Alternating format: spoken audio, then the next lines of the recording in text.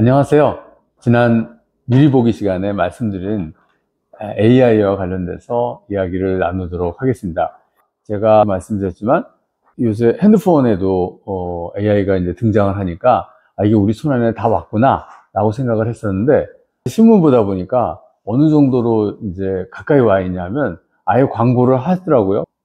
어느 큰 대기업이 기업용 생성형 AI를 이제 만들어 놨으니까 여러분 그걸 많이 활용하세요 하고 하는 그런 광고가 있었고, 심지어는 반도체 장비 회사에게 SK나 삼성전자에다가 삼성반도체에다가 납품할 때 아예 무인으로 해주세요 라고 하는 것까지가 나와 있습니다. 그게 무슨 얘기냐면, 무인화 요구라는 게 물론 기계가 모든 걸 다 작동한다는 것도 됐지만 거기에는 많은 정보가 들어가서 AI 기능이 아마 들어가야 될 것으로 생각이 됩니다. 그래서 이런 식으로 B2B에서도 AI를 요구하고 있고, 그 다음에 B2C에서는 당연히 지금 AI가 나와 있어서 정말로 가까이 있다는 생각이 많이 들었습니다. 기업 하시는 분들, 경영자분들, 무엇을 더 고민하셔야 되냐 하면 AI 기술의 유저로서도 공부를 하셔야 되고요, AI 기술을 활용해서 새로운 사업을 할 수 있는 게 없을까? 라는 것도 같이 고민을 하셔야 될 겁니다. 경영자분들이 AI 그럼 어떻게 공부하냐?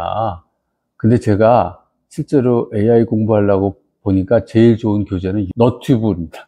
너튜브를 많이 보시면 되는데, 너튜브하고 제가 책을 봤거든요. 근데 책은 오히려 늦습니다. 가만히 보니까 너튜브에서 나오는 영상들이 더 빨라가지고 작년 11월 달에 나온 책인데 벌써 이렇게 그 사이에 AI 기술이 발전을 했더라고요. 그래서 그걸 못 따라가더라고요. 그래서 너튜브를 보시고 책도 같이 보시면 됩니다. 그 다음에 스타트업들이 AI 가지고 무언가를, 새로운 사업을 많이 준비하고 있습니다. 그래서 스타트업들이 뭘 하는지를 한번 또 들여다보시면 그러면 AI에 대해서 쉽게 이해가 되십니다. 사실은 알파고하고 옛날에 그 이세돌 기사하고 2016년인가요? 그때 그 바둑도지 않았습니까? 그때 또 그게 딥러닝이었거든요. 그러니까 딥러닝에 대한 공부, 딥러닝이 어떻게 만들어지는지, 딥러닝이 어떻게 작동되는지, 머신러닝은 어떻게 작동되는지, 그 다음에 지금 만들어져서 얘기하고 있는 GPT는 또 그것이 뭔지, 이런 것들이 너튜브에 많이 나와 있습니다. 그래서 GPT가 Generative Pre-trained Transformer, 그래서 GPT라고 우리가 부르고 있는데요. GPT 3.5도 있고요. 벌써 GPT 4.0도 나왔습니다. GPT 3.5까지는 자연어 처리를 많이 한 걸 가지고 만든 반면에 GPT 4.0은 이미지까지 넣습니다. 그래서 이제는 글로서도 물어봐도 되고, 이제는 이미지까지 막 사진 찍어서 올려서 물어봐도 답을 해주는 그런 상황이 되어 있습니다. 그래서 AI 공부, 저걸 어떻게 내가 하지? 라고 겁내지 마시고요.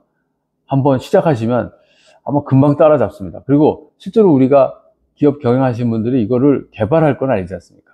어떻게 활용하면 된다는 거니까, 오늘은 그래서 어떻게 활용을 잘해야 되는데, 정부에서도 굉장히 관심을 가지고 많이 지원을 하려고 하기 때문에 정부가 뭘 지원하려고 하는지를 먼저 좀 들어보고, 정부가 지원을 못하는 부분도 당연히 있을 테니까 그 부분은 이제 각 회사들이 알아서 커버를 해야 되는데, 이런 주제를 전문가를 모시고 한번 설명을 좀 들어보고 싶은 내용이 하나 있었고요. 두 번째는 샘 엘트만이 왔다 가고 오픈 AI가 저렇게 유명해지고 구글도 하고 마이크로소프트도 하고 뭐 이런 식으로 다 하는데, 우리 AI 하는데 너무 늦은 거 아니야? 근데 이럴 때 우리는 어떤 식으로 접근을 해야 되지? 라고 하는 것들에 대해서 궁금해 하는 분들도 옆에 있었고, 저도 궁금하고, 이러다가 플랫폼에 우리가 종속되는 거 아닙니까? 이런 얘기들을 우리가 계속 하고 있는데, 과연 이것들을 우리가 어떤 식으로 생각하고 찾아가야 될지에 대한 고민이 듭니다. 그래서 그런 두 번째 이야기도 한번 같이 나눠보고 싶고요. 세 번째는 정부가 지금 AI를 굉장히 집중 투자하겠다, 그런 입장을 표명을 하고 있는데, 오픈 AI를 운영하고 그 다음에 오픈 AI에서 챗 GPT를 내놨는데, 이 GPT 하나 내놓는데 투자 금액이 뭐 정확히야 우리가 알 수 없습니다만 거의 6천억, 7천억 정도 들어갔다고 얘기를 하고 있거든요.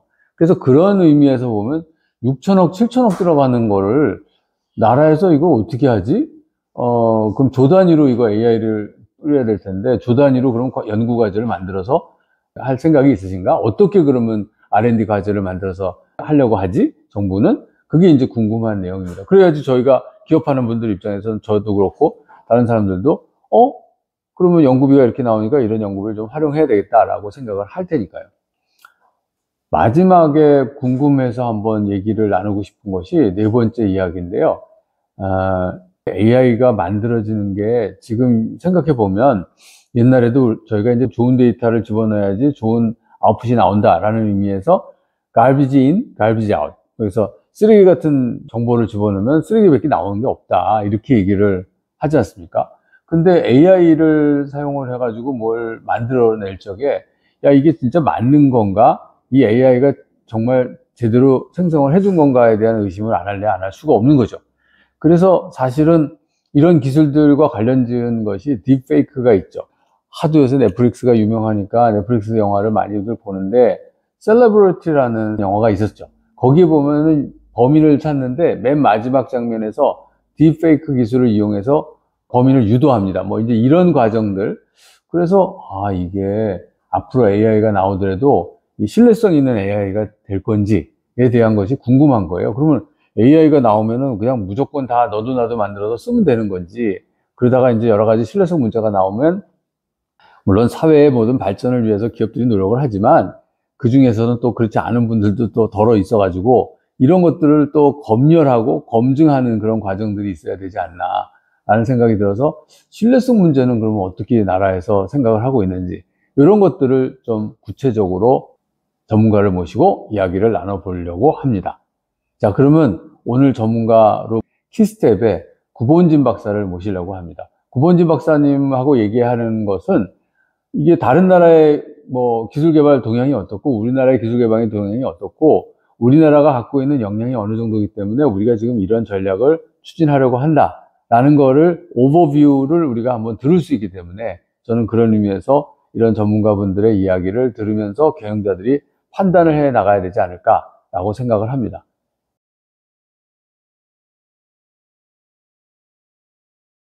구본준 박사님 모시고 제가 아까 말씀드린 네 가지 뭐 하나 말씀드리다 보니까 하나 더 늘어났는데 한 5가지 서로 이야기를 나눠보도록 하겠습니다. 자, 우선 구본진 박사님을 본인이 한번 소개해 주시는 게 좋을 것 같습니다. 박사님 본인 소개 한번 간단하게 해주시죠. 뭐 제가 여기다가 키스텝에 계십니다. 우리나라에서 이런 전략을 짜는 전문가입니다. 까지만 얘기했습니다.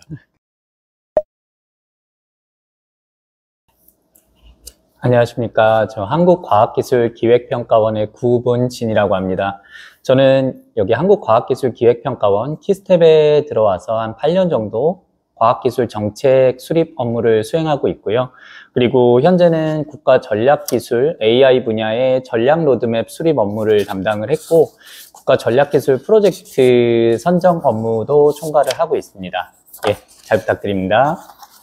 네, 감사합니다. 예, 제가 오늘 아주 적임자를 잘 초대를 한 것으로 저도 뿌듯합니다. 이게 AI가 우리 손에 와 있고, 그리고 기업들도 당장 AI를 이용해서 뭘 하긴 해야 될 것 같은데 라는 생각을 하고 계신 대표님들이 여러 분 계십니다. 그래서 정부에서 만약에 이쪽 분야로 전략을 짜서 R&D 예산을 배정하고 과제를 내보내고 한다면 우리 기업들은 어떻게 도움을 받을 수 있습니까? 기업들에게 AI로 트랜스포메이션 하는데, 그거 우리 지금 AX라고 얘기를 하지 않습니까? 그래서 AX로 하는데 어떤 도움을 주실 겁니까?가 질문입니다. 예. 아마 인더스트리 섹터별로 다른 도움을 받으실 수 있을 거라고 좀 생각을 하고 있습니다. 특히 지금 제일 빠르게 치고 나가고 있는 섹터는 이제 제조업 분야가 가장 빠르게 정부 지원이 이루어지고 있고요.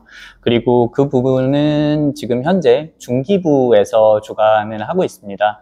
7년, 8년 전부터 스마트 팩토리 사업이 계속 성장을 해오고 있고 그 규모도 계속 커지고 있는 걸로 알고 있습니다. 특히 제조업에 종사하시는 기업인 분들은 중기부의 스마트 팩토리 지원 사업을 통해서 초기 단계에 이제 스마트 팩토리 설비를 구축을 했고 고도화 단계까지도 지원을 받은 기업들이 굉장히 많은 걸로 알고 있습니다. 현재 중기부는 그 다음 단계 를 지원하는 스마트 팩토리 사업도 추구를 하고 있는 걸로 알고 있고요. 제조업이 가장 빠르게 지원을 시작을 했고 활발하게 지원이 이루어지고 있다라고 말씀을 드릴 수 있겠습니다.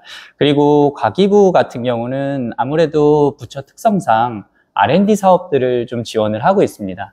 그래서 AI 분야가 사실 범주가 굉장히 넓은데, 그래서 데이터 수집, 처리부터 시작을 해서 순수 AI 모델링을 하고 아니면 활용을 하고 이제 이런 기업들의 R&D를 지원을 하고 있는 걸로 알고 있습니다. 그리고 앞으로 그쪽 지원 사업들이 계속 규모가 커질 걸로 알고 있고요. 그래서 혹시 AI를 지금 본 사업과 접목을 해서 좀 비즈니스상의 프로핏을 추구하시다거나 아니면 어떤 경쟁 우위를 추구하시려는 분들은 과기부 쪽 사업들 관심을 가지고 보시면서 올해 아니면 다음 연도에 어떤 지원 사업들이 나오는지를 좀 보신다면 아마 도움을 받으실 수 있는 그런 사업들이 많을 것으로 생각을 하고 있습니다. 감사합니다. 네. 감사합니다. 제가 여기 시청자분들을 위해서 한 가지 도움 말씀드려야 될 것이, 구 박사님 계시는 키스텝은 전체적인 우리 국가의 과학기술 전략을 수립하는 그런 연구소고요. 그러다 보니까 연구소에서 전략이 짜지면 실제 예산을 할당받은 부처에서 그 부처가 해야 되는 연구과제로 만들어져서 우리들에게 현장으로 내려오기 때문에 지금 중요한 중소기업부를 통해서 그동안 스마트 팩토리를 해왔던 데에다가 AI가 얹혀지면 훨씬 더 도움이 될 테니까 그쪽으로 한번 관심 있게 보시면 좋겠습니다라는 말씀과, R&D와 관련돼서는 아무래도 과기부가 이런저런 과제를 기획을 하니까 과기부에다가 이렇게 항상 안테나를 세우시라는 말씀인 것 같습니다. 챗 GPT 나오고 이러면서 야, 이거 엄청나게 빠른 속도로, 그 다음에 엄청나게 많은 투자를 해서 여기까지 선진국이 왔는데, 막상 해보고, 써보니까, 이거 정말 괜찮네? 해볼만 하네? 라는 생각이 드는데, 이거 우리 정부에서 AI를 집중 육성하겠다고 얘기를 하시는데, 이거 너무 늦은 거 아닙니까? 정부는 그러면 어떤 식으로 전략을, 구사를 하실 겁니까가 제 질문이고요. 아무래도 지금 구 박사님께서는 이 분야 오래 하셨기 때문에 다른 나라 동향, 우리나라에 또 스타트업들이 많이 하니까 동향, 그 다음에 우리나라에는 이런 거를 AI 연구할 수 있는 분이 또 그렇게 생각보다 많지는 않으니까 그런 거 다 감안해서 전략을 짜셨을 텐데 어떤 포지션에 우리나라가 지금 있는 겁니까가 이제 궁금합니다. 예. 저희도 지금 과기부와 저희 키스텝이 인공지능 전략 로드맵을 수립을 하면서 가장 고민이 많았던 그 분야가 이 AI 모델링 부분입니다. 대표님께서 말씀을 주신 대로 AI 모델링 부분은 챗 GPT가 굉장히 빠르게 활성화가 되면서 전문가뿐만 아니라 비전문가분들도 이제 AI가 무엇이고 어떤 서비스가 가능한지 이제 인지를 할 수 있게 된 그런 굉장히 큰 계기가 됐었고, 그리고 대표님께서 말씀 주신 대로 이 AI 모델링 부분에 있어서 우리나라의 기술 격차가 지금 글로벌 이제 테크펌에 비해서 기술 격차가 굉장히 많이 나고 있는 것이 현실입니다. 이게 왜냐하면 축적한 그동안 투자해온 자본금 규모도 너무 차이가 많이 나고요. 그리고 그동안 투입해온 인력 규모도 너무 많이 차이가 나다 보니까 이거를 따라잡기는 현실적으로 어려운 측면이 존재를 합니다. 그럼에도 불구하고 정부는 이 AI 모델링 분야가 지금 현 시점에서 AI 분야의 핵심 중에 하나라고 판단을 하고 있고, 그리고 이 해당 부분에 있어서 무엇이라도 해야 된다. 우리가 기술 주권을 조금이라도 가져가기 위한 부분을 찾아야 된다라는 목적에서 이 분야의 전략 로드맵을 수립을 하게 됐습니다. 근데 우리가 조금이라도 기술 주권을 가져가기 위한 그 방향성은 그 당시에 이제 저희가 고민한 바로는 지금 현재 주력 모델들, 그 챗 GPT나 구글의 바드나 이런 생성형 AI 모델들이 대부분 딥러닝 기술에 기반을 하고 있습니다. 그러다 보니까 지금 현 시점에 우리의 가진 인력과 자본으로는 이 딥러닝 기술에 있어서 기술 주권을 가져오기는 쉽지 않다라는 게 저희와 그 정부의 판단이고요. 그러다 보니까 이제 저희는 이 AI 모델링 분야에 있어서 목표치를 지향하는 바를 딥러닝의 한계를 극복하는 것에 초점을 두자. 그래서 현 시점에서 그 기술이 정확히 무엇인지는 알 수는 없지만 이 넥스트 딥러닝 기술에 투자를 하고 그래서 그 기술에서 조금이라도 우리가 기술적 우위, 경쟁 우위를 가져갈 수 있다면 지금 현 시점에서는 기술의 종속도가 굉장히 크지만 다음 이제 넥스트 제너레이션의 AI 모델이 나올 때 우리가 어느 정도 치고 나갈 수 있는 여력을 확보할 수 있겠다라고 판단이 들었습니다. 그래서 정리를 드리면 정부는 이 말씀 주신 AI 모델링 분야에 있어서 지향점을 딥러닝 기술의 한계를 극복하는 것에 초점을 맞췄고요. 그래서 넥스트 딥러닝 기술에 투자를 하고 그리고 이를 통해서 정말 뭐 베스트 시나리오겠지만 잘 된다면 나중에 정말 모든 인공지능 분야의 사람들이 지향하고 있는 AGI 기술에 조금이라도 우리가 빠르게 가까워질 수 있는 여건을 마련을 하자. 그것이 현재 정부의 목표입니다. 그렇군요. 역시 고민들 많이 하셨을 텐데, 고민 많이 한 결과도, 지금 상태가 우리가 좀 뒤져 있다는 거는 서로 인정을 해야 된다는 것 같고요. 그 다음에 두 번째는 그 다음번을 위해서 우리가 해야 될 거를 지금부터 준비하자. 그런 내용이 될 텐데, 사실 기술 발전을 보니까, 아까도 잠깐 말씀드렸지만, 이게 책으로 배우는 AI하고요. 이 너튜브를 통해서 배우는 AI하고 너무 차이가 나더라고요. 그 다음번에 소위 얘기하는 AGI 기술 개발이 나오지 않을까? 그런 것 쪽에 우리가 먼저 적극적으로 뭘 해야 되지 않을까?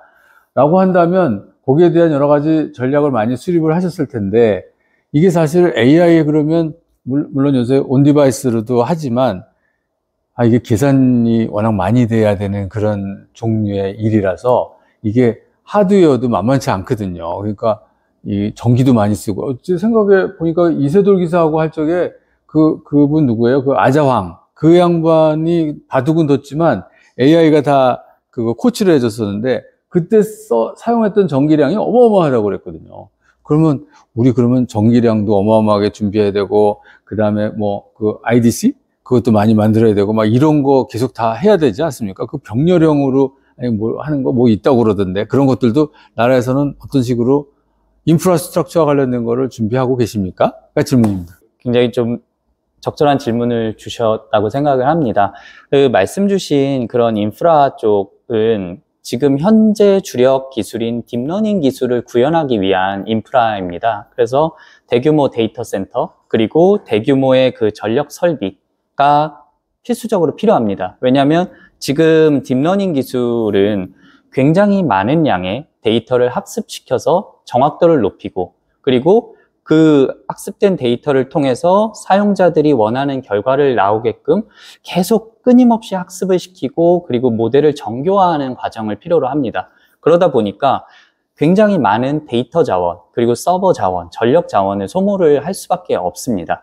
그래서 지금 현재 우리 정부도 이 딥러닝 기술을 구현하기 위한 그런 그 인프라스트럭처에 투자를 지속적으로 하고 있고요. 물론 뭐 그 규모가 미국이나 중국에 비할 정도로 뭐 엄청나게 큰 규모다라고 말을 할 수는 없지만 그래도 아예 손 놓고 있는 수준은 아니다라고 말씀을 드릴 수 있고요. 그리고 지금 현재 저희가 그 과기부와 함께 작성한 이 로드맵에 따르면 아까 말씀드린 대로 지금 정부가 이제 주력을 하고자 하는 바는 딥러닝 이후의 기술을 타겟팅을 하고 있습니다. 근데 이 딥러닝 이후의 기술은 저희가 지금 예측하는 바로는 물론 AI 분야 기술이 너무 변동성이 빨라서 무엇이 될지는 알 수는 없지만 저희가 생각을 했을 때 지금 현재 딥러닝 기술의 한계, 즉 대규모 컴퓨팅 파워 그리고 대규모의 데이터 의존성을 완화하는 그런 기술들이 넥스트 그 주력 기술이 될 거다라고 예상을 하고 있고요. 그래서 저희가 생각하는 바로는 그 기술들은 아마 자율성장 AI 기술 혹은 아마 뇌모사 AI 뇌모사 AI 예, 그러니까 뇌에 이제 뇌를 모사하는 뇌모사 뇌를 AI, 모사하는 AI 네, 모델 기술이 될 것으로 예측을 하고 있습니다. 물론 지금 말씀드린 기술은 딱 어떤 특정 기업, 특정 연구소가 현재 가장 빠르게 치고 나가고 있다라고 말하기는 굉장히 좀 어려운 단계에 있고, 그래서 정부는 이쪽에 현재 기회가 있다라고 판단을 한 것으로 알고 있습니다. 그래서 지금 정리를 드리면 현재 정부는 이제 딥러닝의 한계를 극복하는 다음 기술들, 그러니까 뭐 자율성장 기술이라든지 아니면 뇌모사 모델 기술이라든지 이런 기술을 타겟팅을 하고 있다라고 말씀드릴 수 있습니다.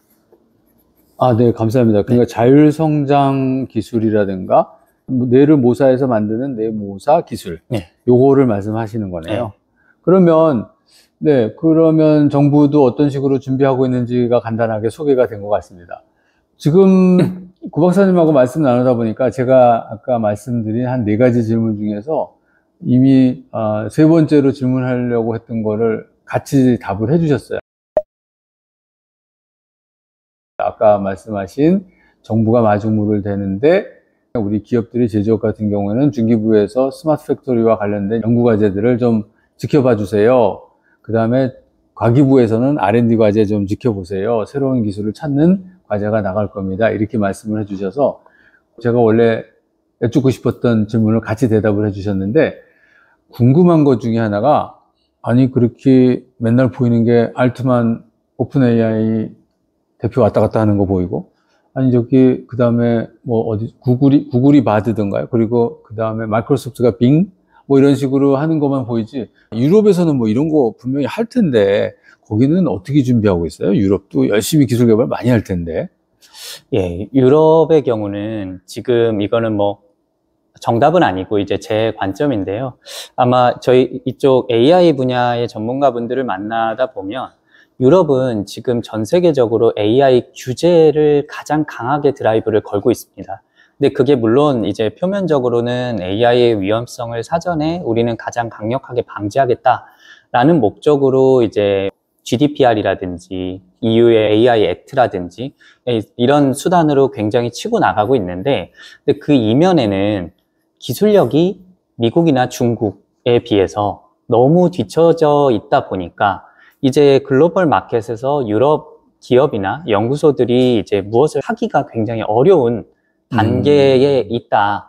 그래서 적어도 자국 내 시장이라도 보호하기 위한 수단으로 지금 AI 규제에 있어서 가장 강력하게 지금 드라이브를 걸고 있는 걸로 알고 있고요. 그게 지금 업계 전문가분들이 보고 있는 시각 중에 하나입니다.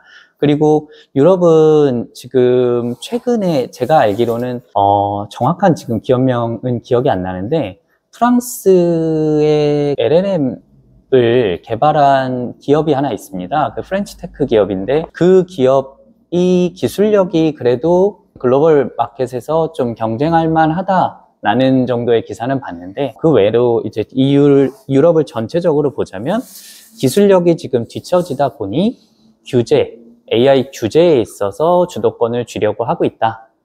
그런 움직임에 있는 걸로 보시는 게 맞을 것 같습니다. 그렇군요. 그래서 우리가 미디어를 통해서 보면 유럽에서는 뭔가 AI를 자꾸 뭐 이렇게 막으려고 하는 느낌을 좀 받고 있고, 조금 아까 우리 구 박사님이 GDPR이라고 말씀하셨는데 그게 개인정보 보호법과 관련된 것으로서 유럽이 제일 세잖아요.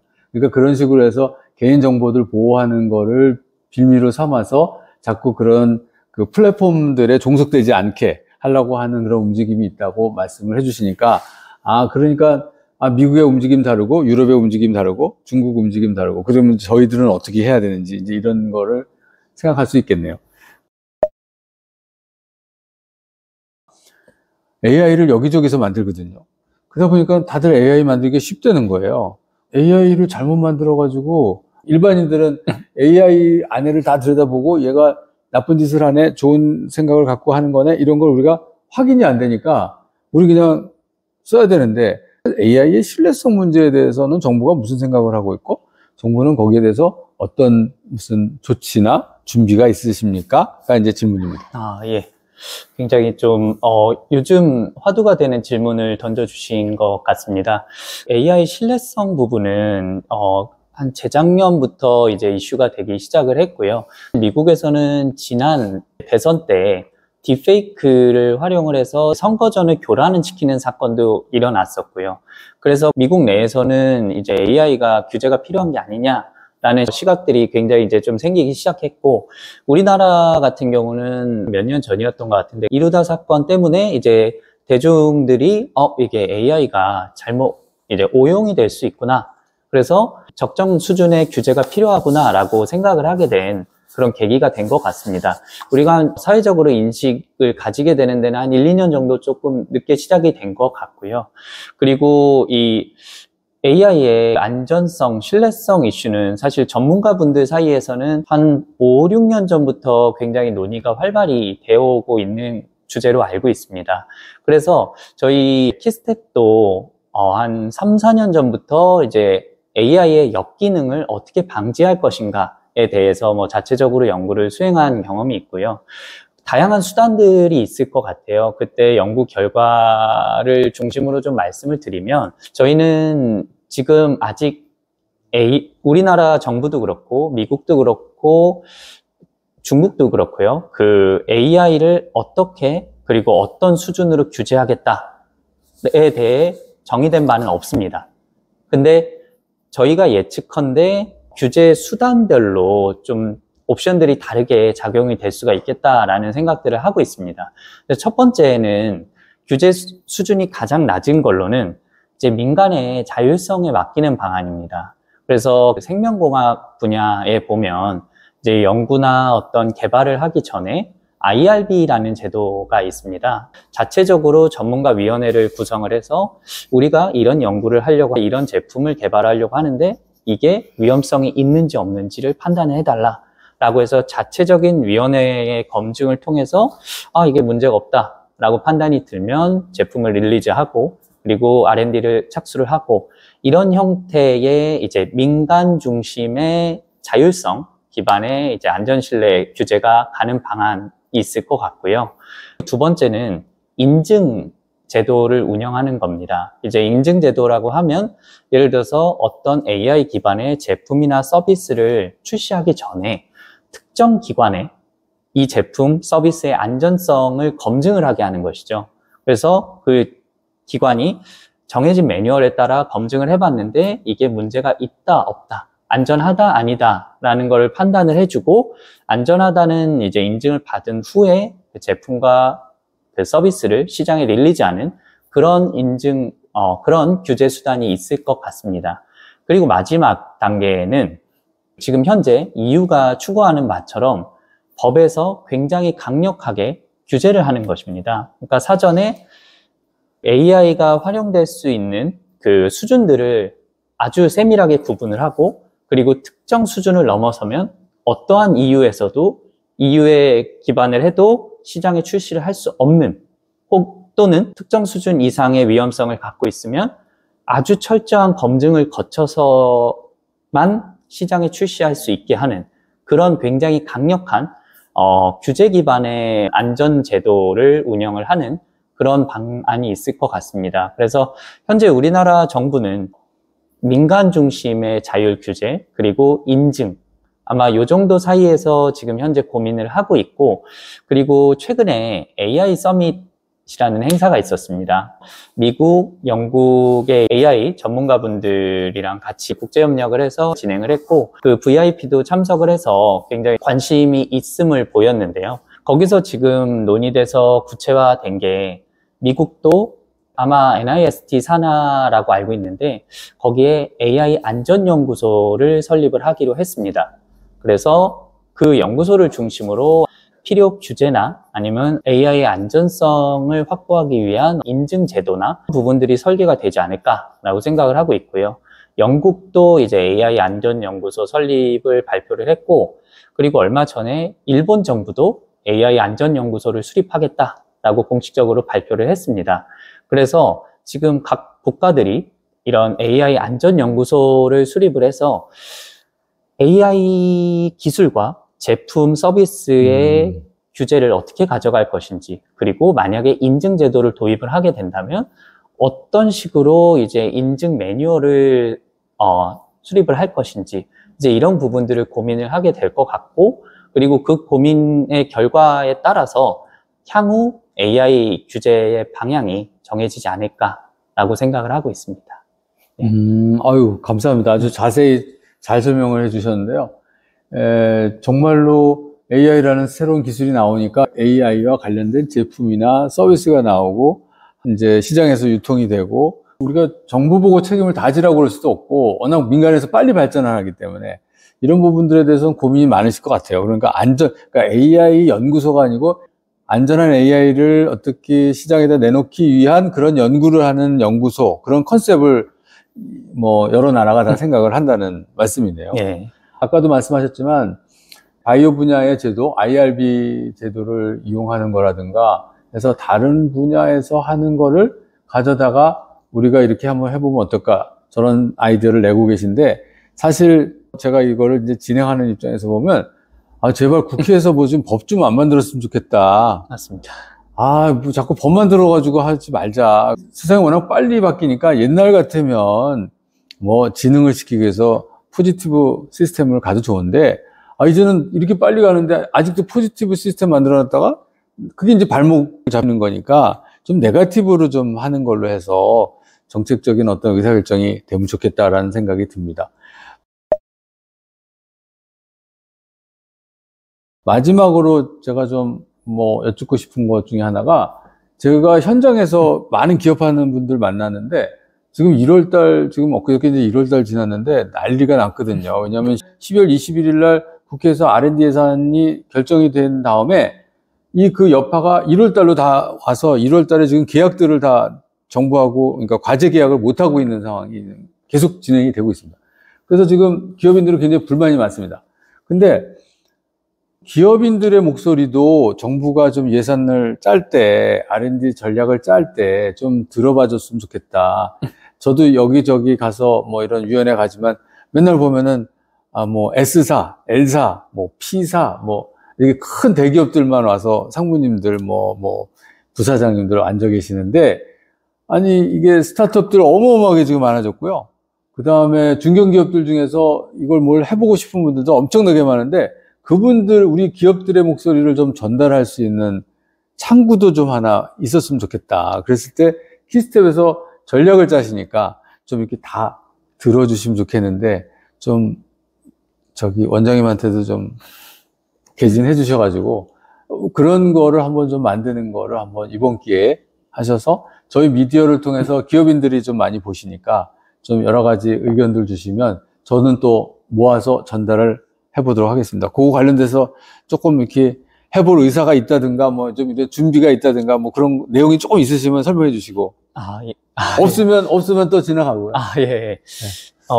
제가 아는 선에서 말씀을 드리면, 우선은 저희 기관에서 이제 국가 연구개발 정책, 그리고 사업 추진 방향을 수립을 할 때 기업의 의견을 듣는 채널들이 존재를 합니다. 근데 물론 이제 그 채널들을 통해서 중소기업, 스타트업, 중견기업, 대기업 모두의 의견을 수렴하기는 좀 어렵다는 한계는 존재를 하는 것 같습니다. 근데 저희도 그렇고 과기부도 그렇고 이제 아무래도 계속 현장의 목소리를 지금까지보다는 더 반영을 해야 된다. 그 이유는 왜냐하면 기술의 변화 속도가 너무 빠르게 변화하고 있고, 그리고 그 속도를 공공 분야에서 따라잡는 게 과거만큼 이제 용이하지가 않기 때문에 계속 이제 현장의 의견을 수렴을 해서 이를 정책에 반영을 하고, 실제 R&D 예산이 민간 그리고 기업에서 원하는 방향으로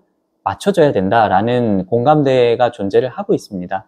그래서 아마 정확하진 않지만 민간과의 협력 채널, 그리고 정보 수렴 채널들이 확대될 계획을 갖고 있는 걸로 알고 있고요. 그리고 대표님 말씀대로 저희 기관도 그렇고 과기부도 그렇고 좀 계속 그 필요성을 인지를 하고 있고, 앞으로는 더 이제 기업의 목소리를 더 반영할 수 있는 그런 창구를 활성화하도록 노력을 하겠습니다. 네, 감사합니다. 오늘 이제 바쁜 분 모시고, 간단하게 몇 가지 준비한 내용들로 한번 좌담회를 만들어 보았습니다. AI와 관련돼서 국가가 고민하는 양은 엄청나게 많을 텐데요. 짧은 시간 안에 전달하려고 애써주신 우리 구본준 박사님 감사합니다. 감사합니다. 네, 저희가 운영하는 임윤철의 창조 아고라에 댓글 달아주시면 구본준 박사님 만나시고 싶으신 분이 계시면 제가 또 오프라인으로 자리를 한번 만들려고 노력을 한번 해보겠습니다. 자, 그러면 이것으로 2회 웨비나를 마치도록 하겠습니다. 감사합니다. 감사합니다.